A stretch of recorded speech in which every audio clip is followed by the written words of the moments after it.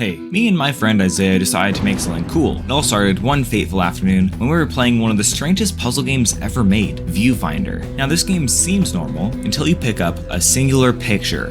Then it turns 3D. You spend the entire game exploring this concept in very strange ways, and honestly, I'm kinda amazed and wondering how the heck they even did that. But anyway, there's this one part where you break out of the simulation. Yes, it's a simulation, you need to try this. And you have to recharge your simulation batteries. Along the way through a little hallway, you get treated to a very strange looking city. Me and Isaiah thought it looked so good that we needed to recreate it in Blender. And now, about 4 months later, we were finally able to make it. So let's go back to the very beginning. We didn't really know how to start, so I just imported a bunch of images, and we got to work trying to make some rough cubes that looked something like the city. Isaiah got really into the hallway you were actually walking through. He made some pipes and found some materials and stuff. I quickly finished the rough outlines and saw that many of the buildings had ridges and slightly more complicated shaping stuff. I just did a quick loop cut and extruded the edges, as well as adding a few extra cubes on top for more cubiness. I was getting kinda sick of just making cubes, so I made one of the few round things in the entire scene,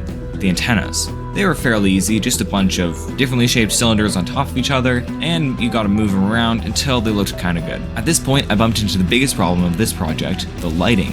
You see, as you look further away in the viewfinder city, it actually gets brighter, in orange brightness. But in Blender, if you just make fog, it causes the light to go dimmer as you look further away. We tried various solutions until I bumped into a simple tutorial on how to make a fog that looked just like how I wanted mine to look like, and used the principles of that tutorial to gain the same effect. Basically, what I needed to do was simply make the fog emit light. Then over time, it'd get brighter and brighter as well as more orange. After I did that, I strategically placed the fog in a specific place so it wouldn't be too strong or too weak, and so the buildings in front wouldn't be the orange. Now that I had that out of the way, I still had a few things to go, and one of those was the windows.